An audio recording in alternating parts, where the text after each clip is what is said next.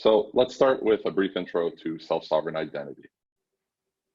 So for those who are hearing the term self-sovereign identity for the first time, we want to share with you a widely quoted definition of it that comes from Drummond Reed, who actually spoke on our last webinar.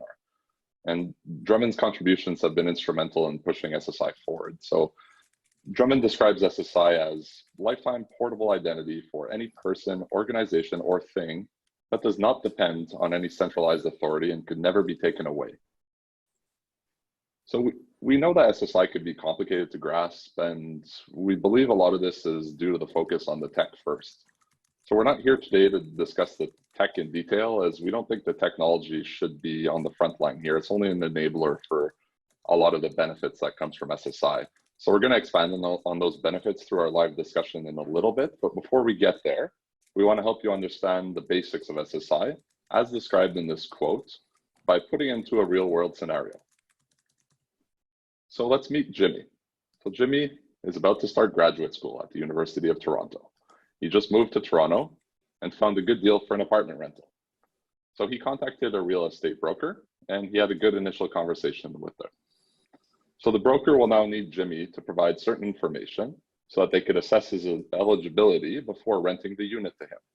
So Jimmy is being asked to provide his legal name, his age, as what would be found in a piece of valid government ID, asking for a proof of him being a student, as in a student card, and a proof that he has sufficient funds in his bank account just to show he has enough money to cover at least half a year's rent.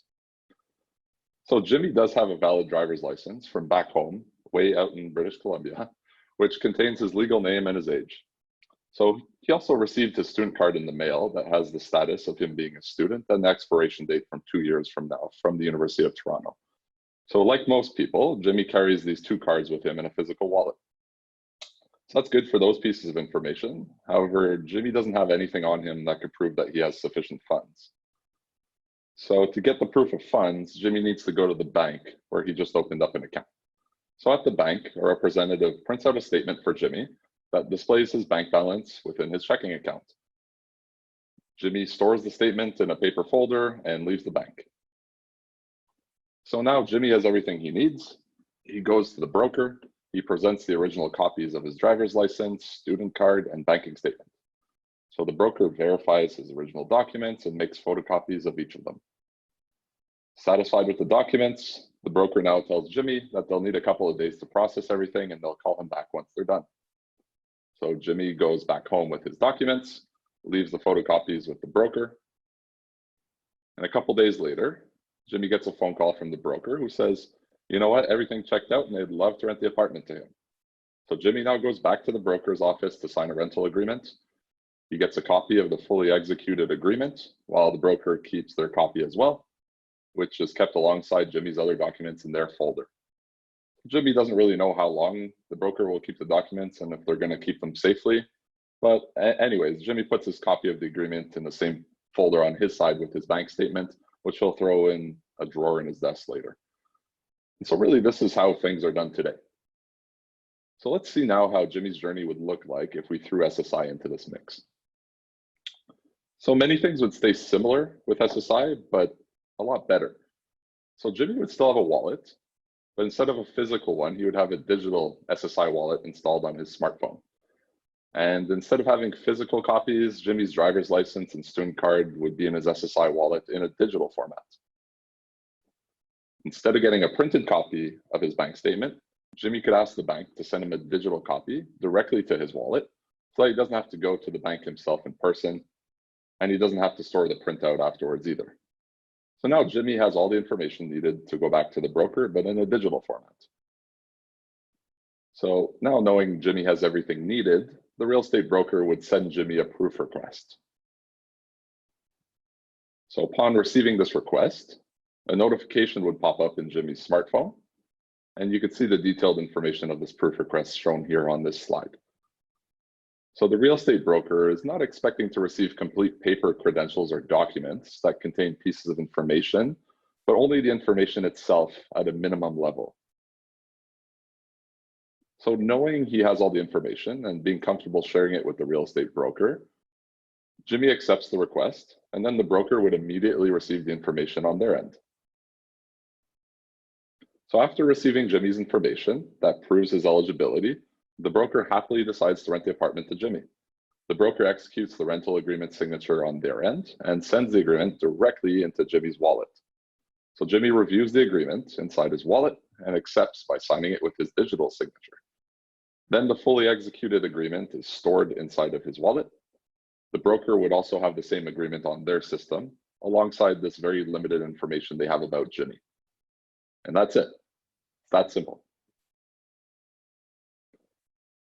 So the process should be that simple, but there's obviously much more behind it to make it viable. So if you're having these questions on the slide in your mind, you're definitely in the right mind frame. So could this not be done by email? Why do we need an SSI wallet? How on earth does a real estate broker know if the information Jimmy provides through his SSI wallet is valid and trustworthy? So obviously the answer to this first question is no. And let me tell you the why and how about all the other ones. So self-sovereign identity enables a new model called the verifiable credential model, which makes this very simple process we just saw possible. So the three roles in this model are, number one, the issuer, which is the bank in this Jimmy example. It could also be the government or academic institutions who issued IDs such as the driver's license and student card. The second role is the holder, which is Jimmy. And the third is the verifier, which is the real estate broker in this example. So these three groups are all using systems that are enabled by an SSI infrastructure, such as the SSI wallet that Jimmy has. So using SSI, an issuer can sign and issue credentials to a holder. The holder would then keep these credentials in their wallet and presents a proof when verifiers are requesting information. So proofs and verifiable credentials are quite different, as you saw in Jimmy's case. So proofs contain pieces of information that could come from different verifiable credentials, such as the driver's license and the student card and the bank statement. Also, the information in a proof doesn't necessarily need to actually contain the values from a verifiable credential. So the information exchange could be done in a more private way. So we call this a zero knowledge proof, by which a holder only needs to present the minimum amount of information a verifier needs. So in Jimmy's case, it's not his full driver's license or even his age. It's just that he's over 18. So the SSI infrastructure is powered by a blockchain or a DLT. So certain information of the issuer, the bank, is written to the blockchain so that when a verifier receives proofs from a holder, they'll be able to query the blockchain and find out four things. Number one, who issued which piece of information? Number two, if the information was actually issued to the holder themselves. Three, if the information was altered or changed by the holder.